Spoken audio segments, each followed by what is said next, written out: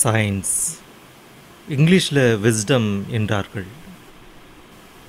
Wisdom விதவிதமாக அறிவு, ஞானம், நெருங்கிய சொற்றொடர்கள் இவை இரண்டும். விஸ்டம் நாலெட்ஜ், ஞானம் அறிவு. இதை சயின்ஸ் என்று சொல்லுகிறார்கள். சாஸ்திரம். சயின்ஸ் என்றால் அறிவியல். அறிவியல் பூர்வமாக செய்ய வேண்டும் என்று சொல்லுவார்கள் எதையானாலும். ஒரு வீட்டை கட்ட வேண்டுமென்றாலும், ஒரு ஸ்கூட்டரை தயார் செய்ய வேண்டுமென்றாலும், ஒரு பஸ்ஸை தயார் செய்ய வேண்டுமென்றாலும், ஒரு ரயிலை தயார் செய்ய வேண்டுமென்றாலும் அறிவியல் பூர்வமாக, சயின்டிஃபிக்கலாக, ஒழுங்குமுறையாக, அறிவுபூர்வமாக, ஞானமாக எதையானாலும் நாம் செய்ய வேண்டும். அப்போது அது பயன்படுத்திக் கொள்வதற்கும், உபயோகிப்பதற்கும், அனுபவிப்பதற்கும் சுலபமாக இருப்பது, எளிதாக இருப்பது, சுகமாக இருப்பது நாம் பார்க்கிறோம். உலகம் இந்த சயின்ஸ் என்பதனை இன்று எத்தனையோ உயரத்திலே காட்டுகிறான். இந்த ஞானத்தை மனுஷனுடைய ஞானம் என்று பெயர் வைத்தார்கள். நானே விஞ்ஞானி, எனக்கு விஞ்ஞானம் தெரியும் என்று நினைக்கிறார்கள். அதெல்லாமே ரைட்டு தான், நாம் இல்லைன்னு சொல்லலை. ஆனால் அதன் பிறப்பு இந்த உலகம் அல்ல, பரலோகம்.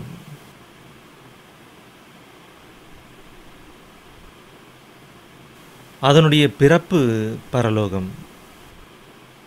தேவனுக்கு ஒரு பிரதான கைவினைஞன், சிற்பி ஒருவர் இருக்கிறார். அந்த சிற்பியின் பெயர்தான் ஞானம், சயின்ஸ். 8ஆம் அதிகாரம் நீதிமொழிகள், Proverbs 30. I was beside him as a master craftsman. Master craftsman, master craftsman அப்படின்னா கைவினைஞன், சிற்பி. I am a master craftsman, designer நான், சிருஷ்டிகர்த்தர் நான், டிசைன் நான் பண்ண வேண்டும், என்ஜினியர் நான். எதையானாலும் முன்னதாக டிசைன் பண்ணணும். இன்று விசாகப்பட்டினத்திலே அழகான கட்டிடங்களை கட்டுகிறார்கள். அவை அனைத்தையும் நான் வெளிநாடுகளிலே பார்த்தவையே.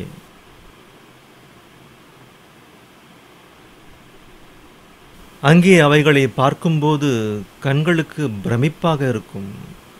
அபூர்வமான சிருஷ்டி. ஒவ்வொரு என்ஜினியரும் ஒவ்வொரு விதமாக டிசைன் பண்ணுவாங்க அந்த பில்டிங்கை. இடம் சின்னது, அந்த கட்டிடம் பெருசு.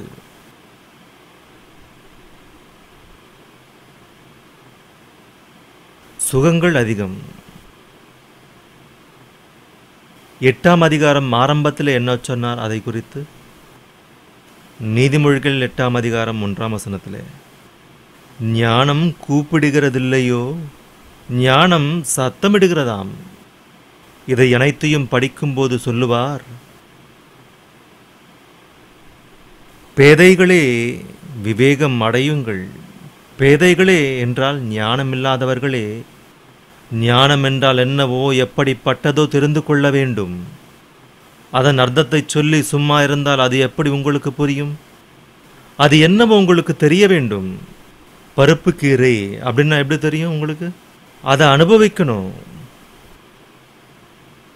காய்கறிகள் என்றார்கள் என்றால் உங்களுக்கு தெரியும், பேர சொன்னீங்க, உங்களுக்கு தெரியும்.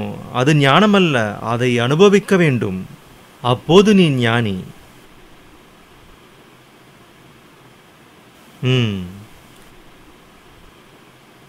எங்கே இருக்கிறாராம்? எங்கே இருக்கிறது இந்த ஞானம்?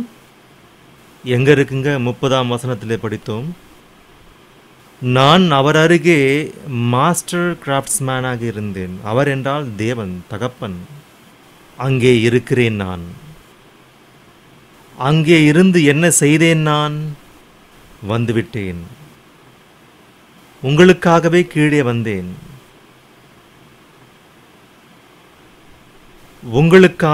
உங்களுக்காக நான் வந்தேன். உங்களுடைய சந்தோஷத்திற்காக, உங்களுடைய சுவாதீனத்திற்காக, உங்களுடைய ஆனந்தத்திற்காக நான் வந்தேன். எபிரேயர் நிருபம்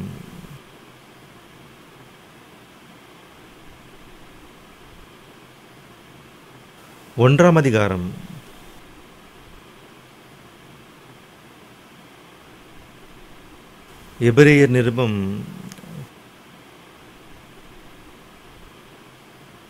1ஆம் அதிகாரம் 2ஆம் வசனத்தில், இந்த கடைசி நாட்களில் குமாரன் மூலமாய் நமக்கு திருவுளம் பற்றினார்.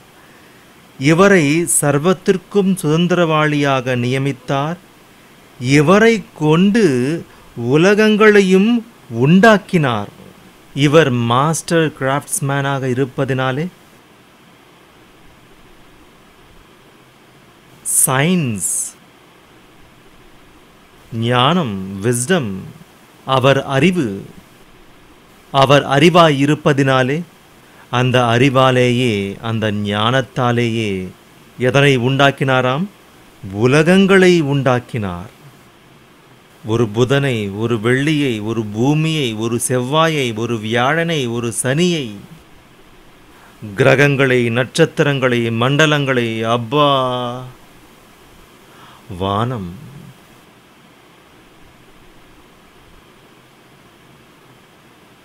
இவரை சர்வத்திற்கும் சுதந்திரவாளியாக நியமித்தார். இவரை கொண்டு, இந்த மாஸ்டர் கிராஃப்ட்ஸ்மேனை கொண்டு, இந்த பிரதான சிற்பியை கொண்டு உலகங்களையும் உண்டாக்கினார். உலகங்களை அந்த வார்த்தையினாலேயே, அவராலேயே உண்டாக்கினார். ஏன் அந்த அறிவால், அந்த ஞானத்தால் இந்த உலகங்களை படைத்தார்? உங்களுக்காக. உங்களுடைய சுகங்கள், உங்களுடைய ஆனந்தங்கள், உங்களுடைய சந்தோஷங்கள், பூமியின் மீது அவருக்காக வாழுகின்ற நீங்கள் எந்தவிதமான குறையும் இன்றி அவருடைய காரியங்களிலே தொடர வேண்டுமென்று, உதவி அற்றவர்களென்று, பசியால், தாகத்தால், ஏழைகளாக வருத்தப்படாமல் எல்லாவற்றையும் கைகூடி கொடுத்த இந்த அபூர்வமான சிருஷ்டியை மனிதனுக்கு, மனிதனுடைய வாய்க்கு, மனிதனுடைய கைகளுக்கு கொடுத்தார். பிரதான சிற்பி, மாஸ்டர் கிராஃப்ட்ஸ்மேன். அதனால்தான் மனிதன் இதனை குறித்து ஒன்றை சொன்னான். அனந்த விஸ்வம், அனந்த அண்டம் என்று சொன்னான். பாவம், இதை குறித்து அவ்வளவாக தெரியாதவனுக்கு ஏதோ கொஞ்சத்தை தெரிந்து கொண்டான்.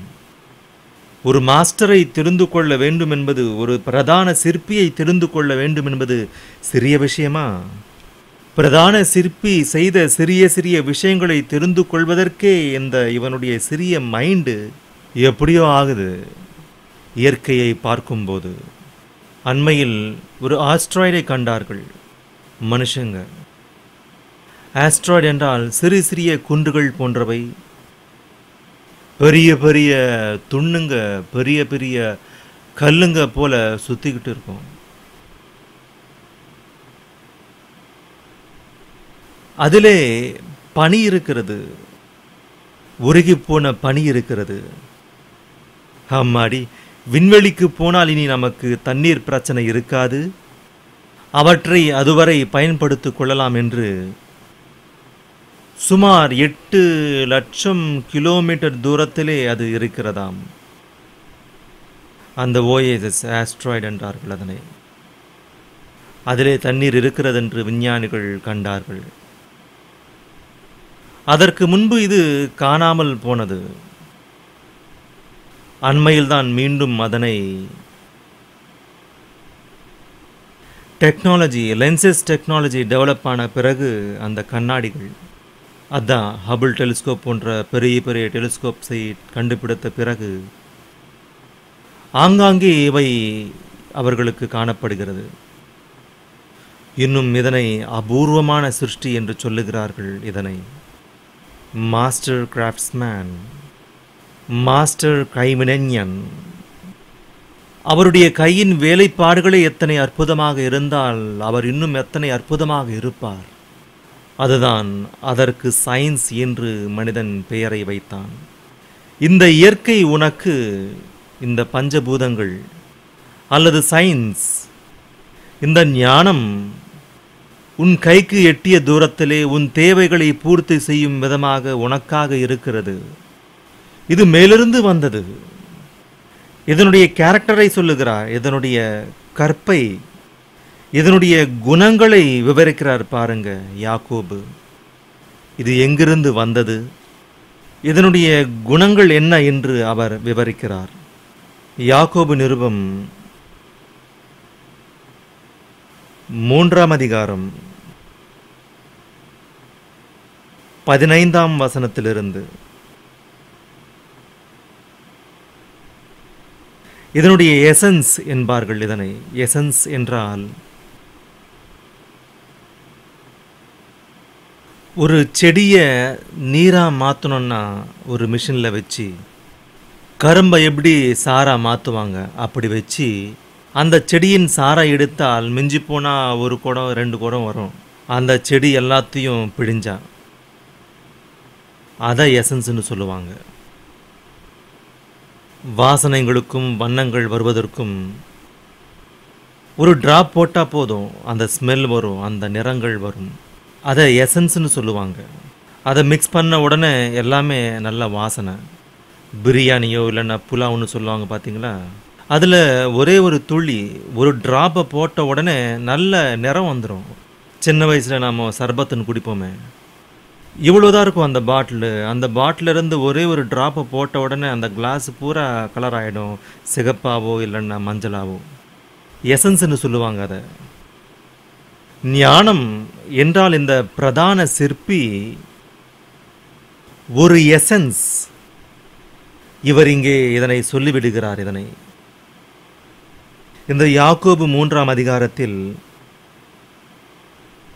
15, இப்படிப்பட்ட ஞானம் பரத்திலிருந்து இறங்கி வருகிற ஞானமாயிராமல் லௌகிக சம்பந்தமானதும் ஜென்ம சுபாவத்துக்குரியதும் பேய்த்தனத்துக்கடுத்ததுமாயிருக்கிறது என்று மனுஷருடைய ஞானத்தை குறித்து சொல்லி,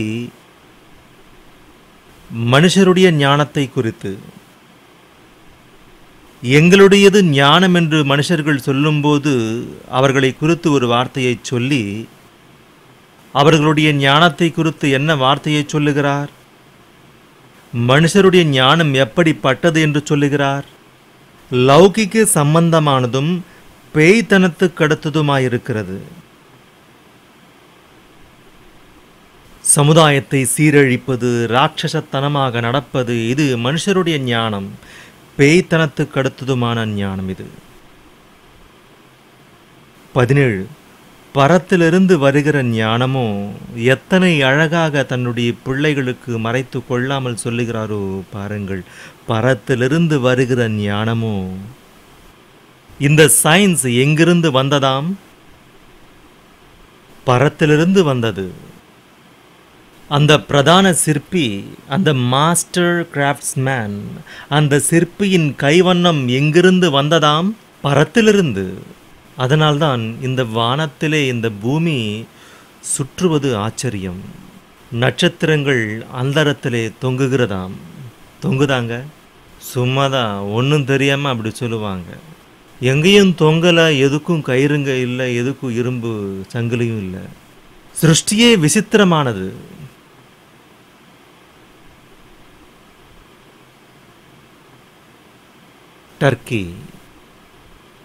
டர்க்கி பூகம்பம் உங்களுக்கு தெரியும். பூகம்பம் என்று நாம் பெருசா பேசுவோம்.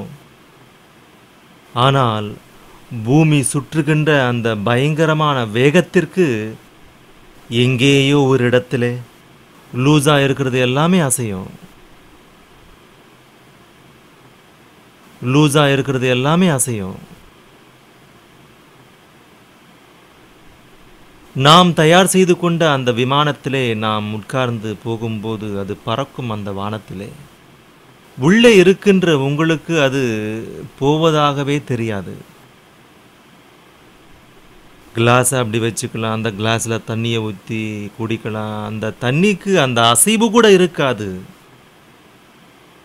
உங்களுக்கு ஒன்றுமே தெரியாது வெளியே என்ன நடக்குதோ, எவ்வளவு ஸ்பீடாக போதோ அது. இப்போ நாம் பூமியில் இருக்கோமா, நமக்கு தெரியாது எவ்வளவு வேகமாக போதோ இது. இத்தனை பயங்கரமான வேகத்திலே கொஞ்சம் அப்படி இப்படி அசையும். அந்த டப்பா நிறைய அரிசியோ பருப்போ போட்ட பிறகு என்ன செய்வோம்? அப்படி இப்படின்னு ஆட்டுவோம். எங்கேயோ ஒரு இடத்துல சறுக்கும். ஒரு பருப்பு சறுக்கிடுச்சுன்னா அதுக்கு மேலே இருக்கிற 2-3 பருப்பு சறுக்கும். ஒரு அரிசி சறுக்கி கீழே போகுதுன்னா அதுக்கு மேலே இருக்கிற 2-3 அரிசியும் சறுக்கி போகும். அப்படியாக சறுக்கி அசைவது தான் பூகம்பம். அப்படியாக சறுக்கும்போது என்ன நடக்குமோ தெரியுமா? அப்பார்ட்மெண்ட் எல்லாம் விழுந்துருச்சு. துரதிருஷ்டவசமாக அங்கே தான் இருந்தது அப்பார்ட்மெண்ட்ஸு. பின்ன காலம்ஸை போட்டான்னா போட்டான். அது மனிதனுடைய ஞானம். இத்தனை விஷயத்தை ஏன் சொல்லுகிறேன் என்றால், இத்தனைக்கு இந்த ரிக்டர் அளவுகோலில் 6.7 7.2 என்றால், இத்தனை சிறிய அசைவுக்கே இது விழுந்தால், மகா வேகத்துடன் செல்லுகின்ற இந்த பூமி எப்போதோ சின்னாபின்னமாக வேண்டும். காத்துல ஒரு மணல் உருண்டையை இப்படி வீசினா என்ன ஆகுங்க? இதெல்லாமே களிமண் இல்லை. இது எங்கேயோ இருக்கும் களிமண். நீங்க மணலை இப்படி தண்ணியை ஊற்றி இப்படி பிசைஞ்சி அப்படியே அந்த காத்துல அப்படி வீசுங்க வேகமா, உருண்டையா விழுமா அங்க போய். பூமி என்ன ஆகணும்? அப்படியே சிருஷ்டி. சிருஷ்டி நட்சத்திரங்கள், கோடான கோடி நட்சத்திரங்கள் சிருஷ்டி. மொத்தம் எல்லாமே அதே வேகத்துடன் அதைவிட மிகவும் வேகமாக சுற்றும்போது அது எங்கேயும் ஸ்ப்ரெட் ஆகல. அதாவது அது எங்கேயும் கண்ணா பின்னான்னு சிதறி போகல.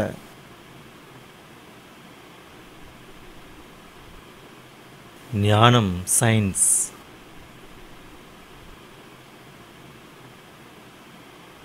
தெரிந்து கொண்டு சொல்லுவது அல்ல இது. நீ தெரிந்து கொண்டு சொன்னால் ஞானியாக மாட்டாய். அனுபவத்துடன் சொன்னால்தான் ஞானியாக முடியும். இயேசு அந்த பிரதான சிற்பி, அவர்தான் மகா ஞானி. மேலிருந்து வந்த ஞானம் இது. அதனுடைய எசன்ஸை சொல்லுகிறார் இங்கே. பூமியின் மீது சிறிய அசைவுக்கே நீ நஷ்டமடைகிறாய். ஆனால் இயற்கையே அசைந்து செல்கிறது மகா வேகத்துடன். ஆனா சந்திரன் எப்பயாவது தப்பி போனானா? இல்லை. கிரகங்கள் எப்பயாவது மிஸ் ஆகி போவதா? சூரியனை சுற்றியும் சுத்தாம எப்போ பார்த்தாலும் பாருங்க, அந்த நவ கிரகங்கள் காணப்பட்டு கொண்டிருக்கும் அந்த சூரியனை சுற்றிலும் அவை சுற்றுகிறது. பிறகு சிருஷ்டிக்கே பூகம்பம் வந்தால் இவை அனைத்துமே இடம் பெயர்ந்து போகும். அதனுடைய ஸ்தானங்கள் தவறி போகும். ஸ்தானங்கள் தவறி போனால் இந்த இயற்கையே, இந்த ஷேப்பே மாறிவிடும். இயற்கையினுடைய ரூபம் மாறிவிடும். ஏனென்றால் அசையும் போது ஆபத்து இருக்கிறது என்று உங்களுக்கு தெரியும். ஏனென்றால் உங்களுக்கு பூகம்பம் தெரியும், car accident, train accident, bus accident இவை தெரியும் உங்களுக்கு போகும்போது அபாயம் இருக்கிறது என்று. நீ பிறப்பதற்கு முன்பு அந்த மாஸ்டர் சிற்பி தன்னுடைய மகா ஞானத்துடன் உருவாக்கிய இந்த இயற்கை இப்போதைக்கும் அவ்வாறே இருக்கிறது என்றால் காரணம் அவருடைய கைவேலை, அவருடைய நேர்த்தியான கைவினை. உங்களுடைய சுகத்திற்காக, உங்களுடைய சௌபாகியத்திற்காக, உங்களுடைய சந்தோஷத்திற்காக, உங்களுடைய மகிழ்ச்சிக்காக. அதனுடைய எசன்ஸை சொல்லுகிறார் எங்கிருந்து வந்ததோ என்று. பரத்திலிருந்து வருகிற ஞானமோ முதலாவது சுத்தமுள்ளது. பாருங்க, ஞானம் எப்படி இருக்கிறதாம்? சுத்தமுள்ளதாம். அது ஞானம் சுத்தமுள்ளது என்னங்க அப்படின்னு நினைக்கிறீங்களா? நீங்க அனுபவிக்கின்ற சிருஷ்டி மனுஷன் இல்லாம எதுவானாலும் நேர்த்தியா இருக்கும். அவன் என்ட்ரானான்னா டிஸ்டர்ப் ஆயிடும். பாருங்க, மனுஷன் போன பிறகு மிகப்பெரிய காடுகள் எல்லாம் அழித்ததினாலே அங்கே மழை பொழியாமல் இயற்கையிலே பயங்கரமான நிலை ஏற்பட்டது. மனுஷன் சிகரெட்டுக்காக, ஃப்ரிட்ஜை தயாரிப்பதற்காக, தொழிற்சாலையிலிருந்து வெளியே விடுகின்ற அந்த மாசு கலந்த வாயு ஆன்டி ஏர், அது இயற்கைக்கு எதிரடையான காற்று, அது இயற்கைக்கு ஒவ்வாதது. உன்னுடைய சுயநலத்திற்காக, உன்னுடைய பேய்த்தனமான ஞானத்திற்காக நீ சில ரசாயன விஷ பொருட்களை வெளியே விடுவதனாலே இயற்கையிலே மாற்றங்கள் நிகழ்ந்து ஓசோன் படலம் போன்றவை கிழிந்து இயற்கை அடிபட்டது. ஓசோன் படலம் கிழிந்ததினாலே அண்டார்டிகா போன்ற மலை பிரதேசங்களிலே சூரிய அந்த கதிர்கள் விழுவதனாலே அந்த அண்டார்டிகாவிலே உள்ள அந்த பனி பிரதேசங்கள் எல்லாம் கரைந்து போவதனாலே பூமிக்கு பயங்கரமான சூழல் உண்டானது. அண்மையிலே சைனாவிலே நிகழ்ந்த அந்த பயங்கரமான வெள்ளம், அண்மையில் நடந்த டர்க்கி பூகம்பத்திற்கு பிறகு 2-3 நாட்களுக்கு பிறகு நடந்தது சைனாவில். இயற்கையை அழிக்கிறது பேய்த்தனமான ஞானம். சுத்தமுள்ளது இயற்கை, சுத்தமுள்ளது. பனி மலைகளை பாருங்க, அந்த பனிமலையை வெண்மையாக சுத்தமாக படர்ந்த அந்த பனி எவ்வளவு நல்லா இருக்குங்க, மனசுக்கு எவ்வளவு நல்லா இருக்கும். அங்கே நீ இருந்தன்னா தின்னுட்டு போட்ட வேர்க்கடலை, கிழித்து போட்ட காகித துண்டுங்க, துண்டு துண்டான துணிங்க, உன்னுடைய நாத்தம் மொத்தம் அந்த இடத்தையே பாழாக்குவேன். கவனிச்சிங்களா நீங்க? வேணும்னா பாருங்க, ட்ரெயின் மனுஷங்க இல்லாத இடத்துல போகும்போது நல்ல காற்று, நல்ல சுத்தமான காற்று. ட்ரெயினில் உட்காந்தா ஊருக்கிட்ட வருதுன்னு நமக்கு முன்னாடியே தெரியும். என்ன நாத்தம், நாத்தம் ஊருக்கிட்ட வருதுன்னு எப்படி தெரியும் நமக்கு? நாத்தம் அடிக்கும். அப்பாடி ஏதோ ஊர் வருதுன்னு தெரியும். அப்போ நமக்கு எதுக்கு? ரயில் தண்டவாளத்தை அதுக்கு தான் யூஸ் பண்ணுவாங்க அவங்க. அந்த சுற்றி இருக்கிற இடம் எல்லாமே நாத்தம்தான். அவங்க அழுக்கான தண்ணி எல்லாமே நாத்தம்தான். அந்த சென்னையை போய் பாருங்க, அது எல்லாமே ரயில் ட்ராக் ஆண்ட வந்துட்டு இருக்கும். சென்னை ஸ்டேஷனில் என்ட்ராகும் போதே நாத்தம். கவனிச்சிங்களா நீங்க? அந்த பேஷன் பிரிட்ஜு கூவாத்துக்கிட்ட என்ட்ராகும் போதே பயங்கரமான நாத்தம். அந்த சென்னைக்கு முன்னாடி இருக்கிற அந்த ஊருங்க எல்லாமே அந்த சுத்தமான காற்று, அந்த தென்னந்தோப்புங்க எல்லாம் சுத்தமாக நல்லா இருக்கும். எப்போ அந்த சென்னைக்கு என்ட்ராகிறோமோ பயங்கரமான நாத்தம். அந்த தண்டவாளத்துக்கு 2 பக்கமாக ஃபுல்லாக வீடுங்க தான். நாத்தம். அதாவது என்ன புரியுது உங்களுக்கு? சுத்தமான இயற்கையை அசுத்தப்படுத்துவது நமக்கு பழக்கம். அப்படித்தானே?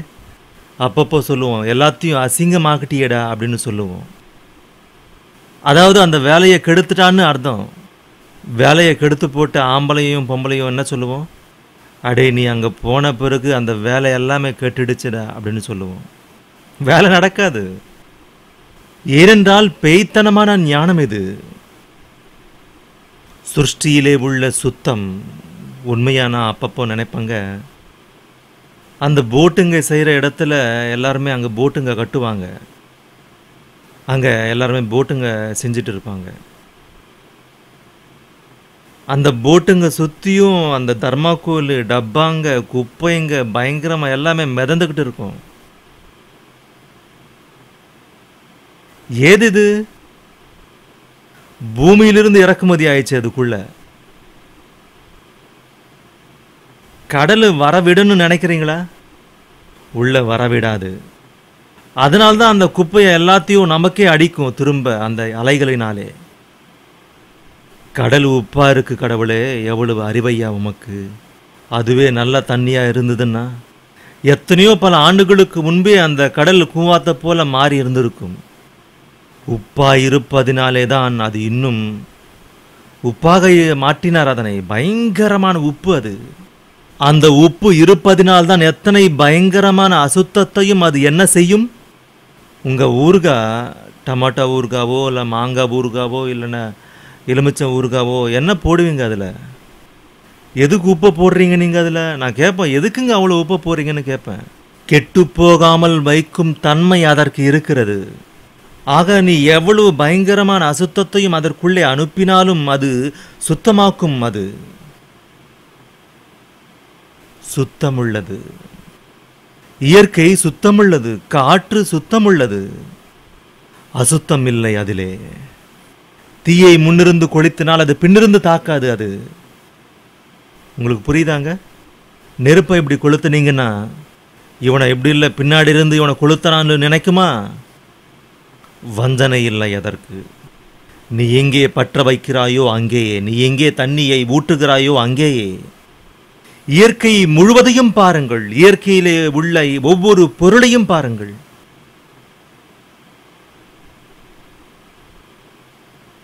இந்த வருஷம் உன்னை பொசுக்கணும்னு நினைக்குமா சூரியன்? நீ பாழாக்கி கொள்ளுகிறாய் இயற்கையை, நீ கொளுத்துக் கொள்ளுகிறாய் நெருப்பை. அடுத்து என்ன சொன்னாருங்க எசன்ஸ்ல? அடுத்த வார்த்தையை எதை பயன்படுத்தினார்? சமாதானம்.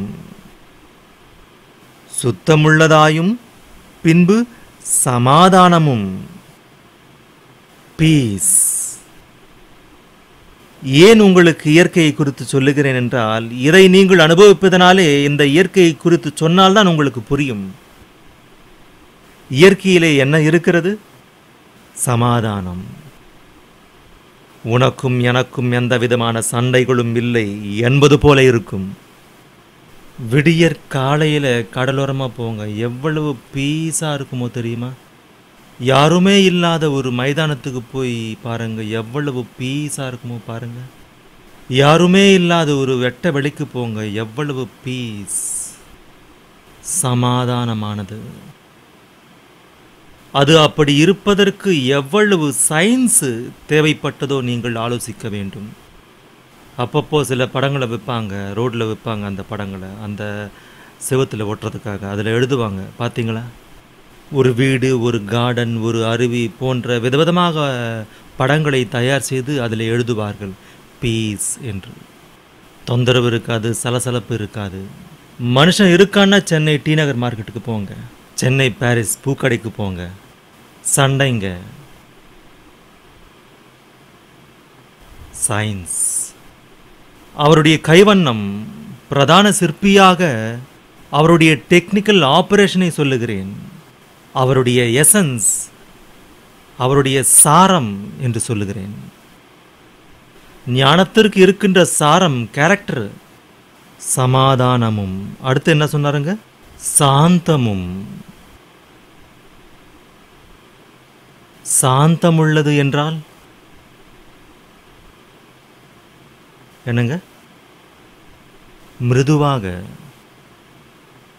எவ்வளவு சாந்தமா இருக்குங்க அப்படின்னு சொல்லுவோம். ஒரு பூவின் மேல கையை வச்சு பாருங்க, எவ்வளவு சாந்தமா மிருதுவா இருக்கும், கரடுமுரடா இருக்காது. இயற்கையை பாருங்க, தூரத்திலிருந்து அந்த மலையை பார்க்கும்போது எவ்வளவு சாந்தமா எவ்வளவு மிருதுவா இருக்கோ பாருங்க. அந்த பச்சை பசேல் என்று காணப்படுகின்ற அந்த மரங்களை பாருங்கள். தூரத்திலிருந்து அந்த விளை நிலங்களை பாருங்க, அந்த விளை நிலங்களை பாருங்க, எவ்வளவு பச்சை பசேல் என்று இருக்குமோ. நம்முடைய லுக்குக்கு, நம்முடைய பார்வைக்கு அதுக்கு மேலே போய் புரளலாமா அப்படின்னு தோணும். அத்தனை அழகாக, மிருதுவாக, சாந்தமாக, இன்னும் நல்ல கேரக்டர் அதுக்கு இருக்கு. இணக்கமுள்ளதாயும். இயற்கை நமக்கு இணங்குமா? மரத்தை ஏறி பறிச்சொன்னா இறங்குடா அப்படின்னு சொல்லுமா? பறிச்சுக்கோ. ஒருவேளை நான் உனக்கு தடையா, உனக்கு வெட்டிக்கோ, அறுத்துக்கோ. எவ்வளவு நல்லதோ பாருங்க. இணக்கமுள்ளது. ஒரு ஆட்டுக்குட்டி வந்து உன்னிடம் எப்படி தலையை சாய்க்குமோ, இன்று இயற்கை உனக்கு அப்படி இருக்கிறது. நீ வெட்டி சாய்த்தாலும் ஒன்றும் சொல்லாது. நீ எத்தனையோ தயார் செய்து ஓசோன் போன்றவற்றை நீ கிழித்தாலும், அவருடைய கைவண்ணத்தால் செய்ததை நீ கிழித்தாலும், விண்ணுக்கு நீ ஏவுகணைகளை ஏவினாலும், இயற்கை ஒன்றும் இயற்கை இணக்கமுள்ளதாயிருக்கும். அதனால்தான் உனக்கு வேண்டியவை எல்லாவற்றையும் எடுத்துக்கொள்ளுகிறாய், கொள்ளையிடுகிறாய்.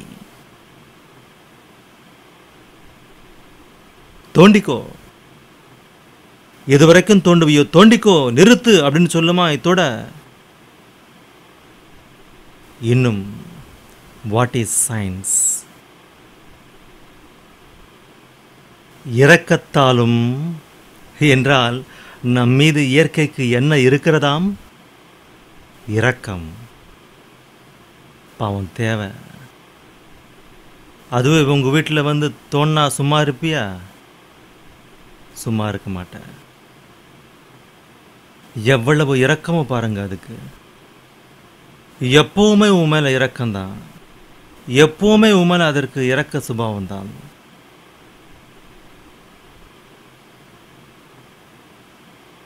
இது பயன்படாது என்று ஒன்றுமே இல்லை இந்த இயற்கையிலே, எல்லாமே பயன்படக்கூடியவை. நற்கனிகளாலும் நிறைந்ததாயும். இன்று நட்சத்திரங்கள் வேலை செய்யல, சூரியன் வேலை செய்யல, பூமி வேலை செய்யல, நிலம் வேலை செய்யல, கடல் வேலை செய்யலன்னு நீங்க சொல்ல முடியுமா?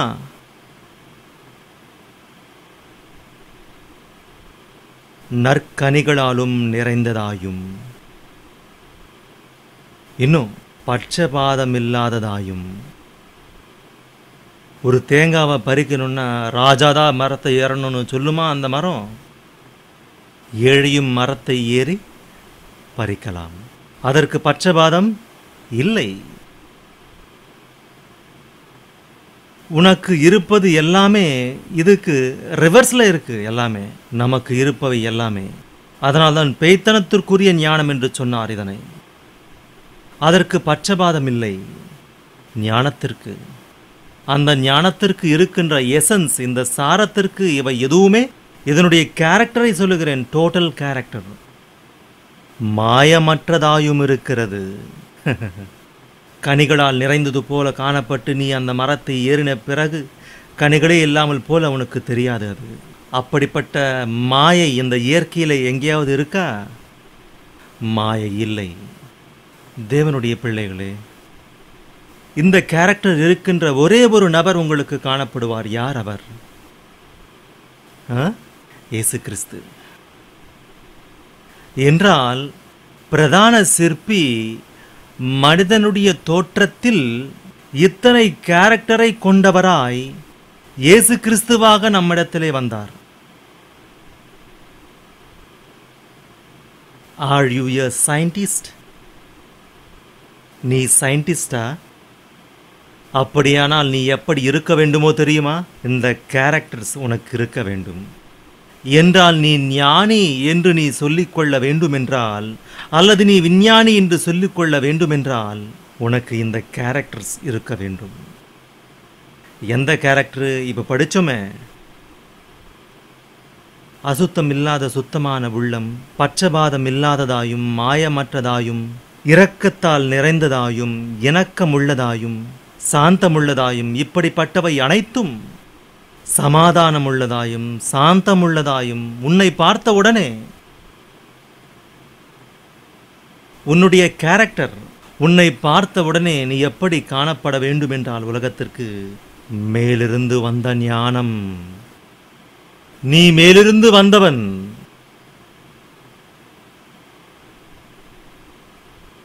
அப்பப்போ சில பேரை பார்க்கும்போது நம்ம சர்ச்சில் அவங்கள நம்பணும்னு தோணாது எனக்கு. அவங்கள நம்ப மனசு வராது. ஏன்னா அவர்களுடைய நடவடிக்கை, அவர்களுடைய செயல்பாடுகள், தேவனை அவர்கள் கண்டு கொள்ளாத தன்மை, தேவனை கண்டு கொள்ளாத கேரக்டர். தண்ணியில் இறங்கிட்டேன், ஞானஸ்நானம் பெற்றேன், முடிஞ்சுதா? அதனால்தான் பவுலானவர் ஒரு அழகான வார்த்தையை பிரயோகித்தார். கொரிந்தியருக்கு எழுதின 1 நிருபம், அப்போஸ்தலனாகிய பவுல் கொரிந்தியருக்கு எழுதின 1 நிருபம் 1ஆம் அதிகாரம்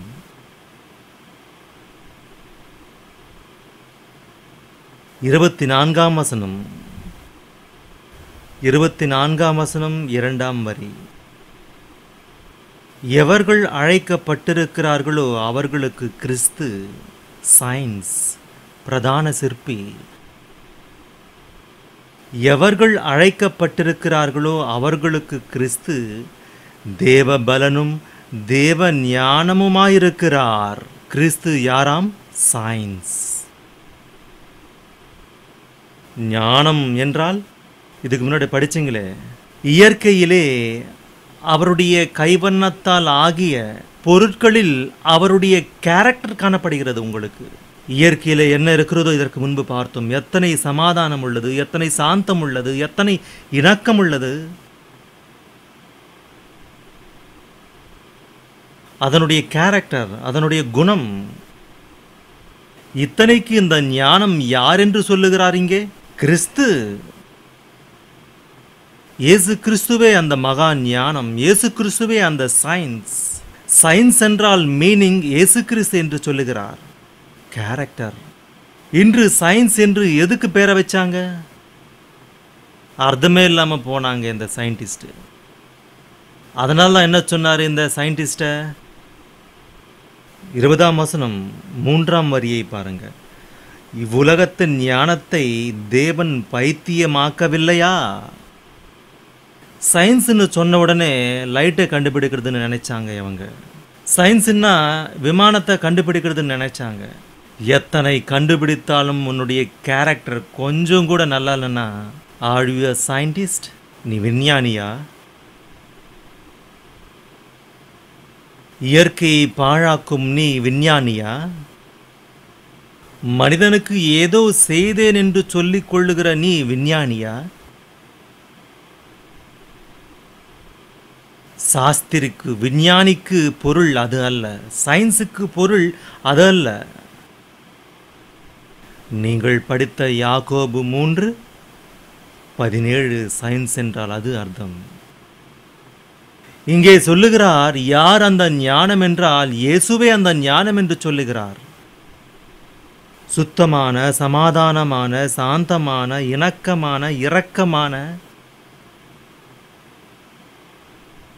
இந்த எசன்ஸ், இந்த சாரத்தை கொண்டது சயின்ஸ் என்றால் மேலிருந்து வந்தது. அந்த மேலிருந்து வந்த அந்த பிரதான சிற்பியின் கைவண்ணத்தால் இயற்கை தயாரானது. எனவே இயற்கையிலே எந்த மூலையை பாருங்கள், அதே சாரம். ரோமர் நிருபம் 1ஆம் அதிகாரம் 20. ரோமர் நிருபம் 1ஆம் அதிகாரம் 20. காணப்படாதவைகளாகிய அவருடைய கேரக்டர் என்று சொல்லுகிறார். நீங்க நினைச்சீங்களே இந்த சயின்ஸ் என்று, நீங்க சொல்றீங்களே இந்த பிரதான சிற்பி, நாம் படிக்கிறோமே இந்த இயேசு கிறிஸ்து, உலகத்திற்கு வந்த மகா ஞானம் அவர்தான். அவருடைய காணப்படாத தன்மைகள், அதாவது அவருடைய நித்திய வல்லமை, தேவத்துவம், உண்டாக்கப்பட்டிருக்கிற பொருட்களை ஆலோசிப்பதினாலே உலகம் உண்டானது முதற்கொண்டு தெளிவாய் காணப்படும். அந்த சுத்தமுள்ளதையும், அந்த சமாதானமுள்ளதையும், அந்த சாந்தமுள்ளதையும், அந்த இணக்கமுள்ளதையும், அந்த இரக்கமுள்ளதையும், அந்த பட்சபாதம் இல்லாததையும், அந்த மாயமற்றதையும் நீ இயற்கையிலேயே பார்க்க முடியும். ஏனென்றால் அவர் இயற்கையிலே இருக்கிறார். அவராலே சிருஷ்டி உண்டானது. உண்டானதொன்றும் அவராலே இல்லாமல் உண்டாகவில்லை. இயேசு கிறிஸ்து, சிலுவையிலே அறையப்பட்ட இயேசு கிறிஸ்து என்று நினைக்கிறது இந்த உலகம். இந்த உலகம் கிறிஸ்து சிலுவையிலே அறையப்பட்டார் என்று நினைக்கிறது. அறையப்பட்டார், அது பச்சை உண்மை. ஏன்? ஏன்? அவருடைய சாருக்கு முடிவு அன்பு. அவருடைய சாரத்திற்கு முடிவு அன்பு. எத்தனை சாரத்தை ஒரு செடி உனக்கு கொடுக்க முடிகிறது என்றால் அதனுடைய வாழ்க்கையை உனக்காக பலியிட்டு கொண்டது. ஒரு சொரக்காய் செடியை போடுவேன், சொரக்காயை அறுத்துப்ப, கொடுத்து கொடுத்து கொடுத்து கொடுத்து கொடுத்து இனி காய்களை காய்க்காது. என்ன செய்வாத என்றால் உன் தேவைகளை எல்லாம் தீர்த்து உன் பயன்களை எல்லாம் கொடுத்து கொடுத்து கொடுத்து கொடுத்து கொடுத்து தன் சாரத்தை எல்லாம் கொடுத்து அதை முடிவாக நீ என்ன செய்தாய்? என்ன செஞ்ச? பேச மாட்டேங்கிறீங்க. அறுத்து விட்டாய், சாகடித்தாய். அப்போது உன்னை ஏதாவது சொன்னதா அது? ஐயா, ஏறத்தாழ 300-400 சுரைக்காய்களை எடுத்துக்கொண்டாய். சரி போட்டோம், என்னை இந்த மூலையிலேயே இருக்க விடலாம் இல்லையா, விட்டுடலாம் இல்லையா என்று நீ பறிப்பதற்கோ நீ அறுப்பதற்கோ வரும்போது உன்னுடன் சொல்லுமாது? சொல்லாது. காரணம் அன்பு. எடுத்துடு, அந்த இடத்திலே மற்றொன்றை போடு, அதனையும் அனுபவி.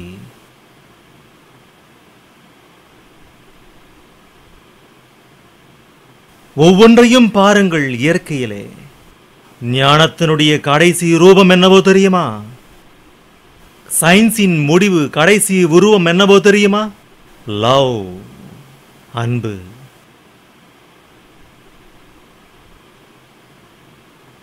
தேவன் இவ்வளவாய் உலகத்தை அன்பு கூர்ந்தானா? அதனால்தான் அந்த அன்பிலே கடைசியான ரூபம்தான் சுலபமாக இணங்கி உனக்காக சமர்ப்பணமாக்கிக் கொள்ளுகிறது. அர்ப்பணம். அதுதான் சிலுவையிலே அறையப்பட்ட இயேசுவுக்கு அர்த்தம். இயேசு சிலுவையிலே அறையப்பட்டார் என்று உலகம் சொல்லுகிறது. அந்த சிலுவையிலே இருப்பது ஞானமையா என்று சொல்லுகிறார் அவர். எதனை நீ அனுபவித்தாயோ, எதனை நீ பறித்தாயோ, எந்த தாயின் பாலை கொடுத்து அந்த தாயின் மார்பை உதைக்கிறாயோ, அதனை சகித்துக் கொண்ட தாய் வலியால் துடிக்கிறாளோ, அதுதான் ஐயா அன்புக்கு அர்த்தம். அறிவு நின்று போனாலும் அன்பு நிலைத்திருக்கும் என்று சொன்னார். அதனால்தான் ஞானத்தை மிஞ்சியது அன்பு என்றார். இந்த அன்பு, அதன் கீழே இருக்கின்ற இந்த சயின்ஸ், இந்த ஞானம் உன்னை ஆதரித்து போஷித்து நடத்துவதற்கு மட்டுமே.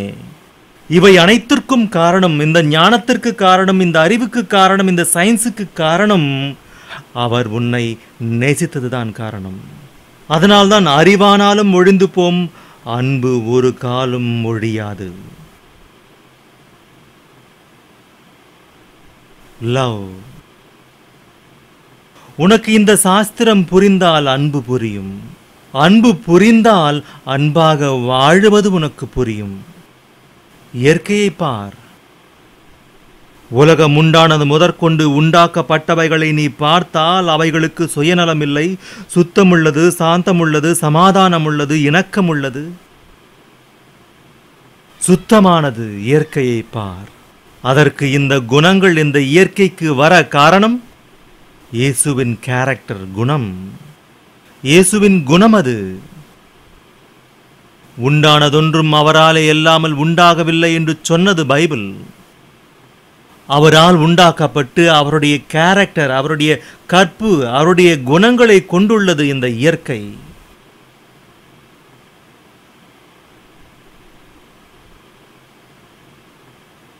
அவரை தரித்து கொண்டேன் என்று சொல்லுகிறாய் இப்போது நீ. உண்மையா? சொல்லுங்க. அவரை தரித்துக் கொண்டேன் என்று சொல்லுகிற நீ ஒரு ராட்சசனாக காணப்படுகின்றாய். அவரை தரித்துக் கொண்டேன் என்று சொல்லுகிற நீ ஒரு பேயாக காணப்படுகின்றாய். அவரை தரித்துக் கொண்டேன் என்று சொல்லிக் கொள்ளுகிற நீ ஒரு மாயக்காரனாக காணப்படுகிறாய்.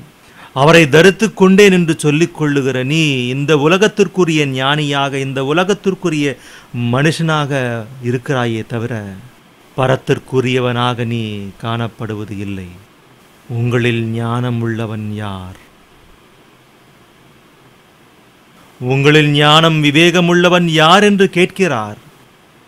உலகத்திலே அநேகருக்கு இந்த ஞானம் இல்லை. உனக்கு இருக்கா? உனக்கு இருந்தால் நீ தரித்துக் கொண்டாய் என்று இயேசுவின் பெயரை சொல்லிக் கொள்ளுகிறாயே, அவருடைய சாரம் உன்னுடைய வாழ்க்கையிலே காணப்பட வேண்டும். இல்லாவிட்டால் உன்னுடைய கிறிஸ்தவம் ஒன்றுக்கும் பயன்படாது. ஒருமுறை நீங்கள் ஆலோசியுங்கள். நீங்கள் உங்களை உண்டாக்கிய உங்கள் தகப்பனுக்காக என்ன செய்ய முடிகிறீர்கள்?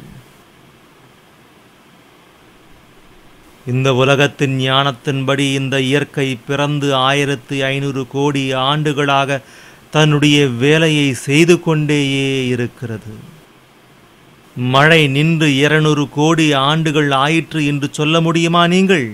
மழை வந்துகிட்டே இருக்கு. சூரிய நன்மை காலங்களாக உதிப்பதில்லை என்று நீங்கள் சொல்ல முடியுமா? அவருடைய வார்த்தை, அவருடைய சாரமுள்ள இந்த இயற்கையிலே மாற்றங்கள் இல்லாத போது அவருடைய சாரத்தை கொண்டிருக்கிறேன் என்று சொல்லிக் கொள்ளுகிற நீ, அவருடையவன் என்று சொல்லிக் கொள்ளுகிற நீ, அவரை தரித்து கொண்டேன் என்று சொல்லிக் கொள்ளுகிற நீ, உன்னுடைய சாரம் எங்கே இருக்கிறது? அதனால் தான் சொன்னார், உப்பானது சாரமற்று போனால் அதற்கு சாரத்தை எதினால் சாரமாக்கப்படும் என்று சொல்லுகிறார் இயேசு கிறிஸ்து. உப்புக்கே உப்பு சாரம் இல்லாவிட்டால் அதற்கு சாரத்தை இனி யார் கொடுக்க முடியும்? என்னங்க, உப்பானது சாரமற்று போனால் எதனால் சாரமாக்கப்படும்? கிறிஸ்தவனே கிறிஸ்தவனாக இல்லாவிட்டால் இனி யார் கிறிஸ்தவன்? அதனால்தான் நான் வரும்போது பூமியிலே விசுவாசத்தை காண்பேனோ? நீ சாரமற்று போகிறாயோ என்று பார்த்துக்கொள். நீ சாரமற்றவளாக இருக்கிறாயோ வாழுகிறாயோ பார்த்துக்கொள்.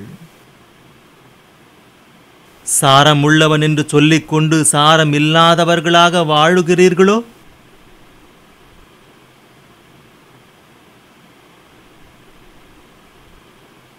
அப்படியானால் ஏது உங்களுடைய இணக்கம்? ஏது உங்களுடைய சுத்தம்? ஏது உங்களுடைய இரக்க குணம்? ஏது உங்களுடைய பட்சபாதம் இல்லாத தன்மை? ஏது உங்களுடைய பிரதிபலனை கேட்காத குணம்? ஏது உங்களுடைய தியாகத்துடன் கூடிய குணம்? எங்க இருக்கு உங்களுக்கு? எங்க இருக்கு? இருந்தால் நீங்கள் உங்களுடைய காரியங்களிலே இருக்க மாட்டீர்கள். இருந்தால் நீங்கள் உங்களுடைய தேவனை மறக்க மாட்டீர்கள். நேற்று எதுக்கு ஜெபத்துக்கு வரல? பிரபாகர், உங்களை தான் கேட்குறேன், எதுக்கு நேற்று நீங்கள் ஜெபத்துக்கு வரல? மறந்தீங்க, அவ்வளவுதானா? I am right? தாய் தன்னுடைய மகனை மறக்க முடியுமா? மனைவி தன் புருஷனை மறக்க முடியுமா? மறக்க முடியாது. நீ உன் வீட்டை மறக்க முடியாது. நீ உன் கோழியை மறக்க முடியாது. ஈவினிங் கோழி வரலன்னா சுத்துவ வீதி வீதியா, என் கோழி வரலன்னு. அதனால்தான் தேவன் நம்மை போன்றவர்களை பார்த்து என்ன சொன்னாரோ தெரியுமா? மாடு தன் எஜமானை அறியும், கழுதை தன் ஆண்டவனின் முன்னணையை அறியும். என் பிள்ளைகள் என்னை அறியார்கள். மறைப்பீங்க என்ன? என்னை கண்டுகொள்வதில்லை அவர்கள். அவர் குமுறுதலில், அவர் அலறுதலில் நிறைய வாட்டி நான் கவலைப்படுவேன். எனக்கு மத்தியானம் டியூட்டி, அப்போ இவருக்கு மத்தியானம் டியூட்டி, அந்த ராட்சசன் இன்னைக்கு இருக்க மாட்டான், நாம ஜபத்துக்கு போகலைன்னாலும் பரவாயில்ல. ஒரு பக்தியானவள் இறங்குகிறார் தன்னுடைய குழந்தையை கையிலே தூக்கி கொண்டு. எப்போது எப்படி இறங்கி உக்காந்தாங்க அப்போதான் கடைசி ஜபம். என்ன நினைச்சாங்க? இருக்க மாட்டாரு, நேற்று போன இல்லை, அவருக்கு மத்தியானம் டியூட்டி. வேஷம். அது என்ன சொல்லுவாங்க? வேஷம். யாருக்காக உன்னுடைய பக்தி? யாரிடம் புகழை பெற வேண்டும் என்று உன்னுடைய பக்தி? யாரை நம்ப வைக்க வேண்டும் என்று உன்னுடைய பக்தி? இது எனக்கு இருக்கின்ற வேதனை. உன்னை பெற்று வளர்த்து ஒவ்வொரு நொடியும் உன்னை காப்பாற்றுகிறாரே, உன்னை பெற்ற தகப்பன் தேவன், அவருடைய பிள்ளை என்று சொல்லி ஊரை சுற்றுகிறாயே, அவருக்கு எப்படி இருக்குமோ ஒரு முறை நீ ஆலோசி.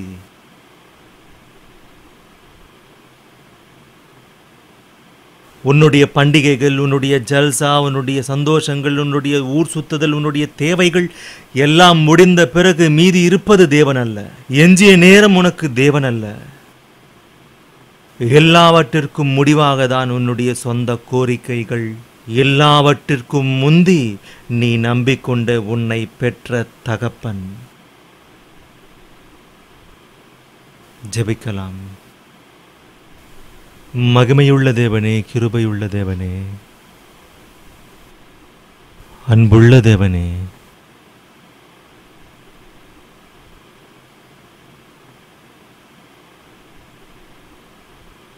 வெள்ளியையும் பொன்னையும் எங்களுக்கு இருக்கின்ற எல்லாவற்றையும் கொடுத்து இந்த ஞானத்தை சம்பாதிக்க சொன்னீர்.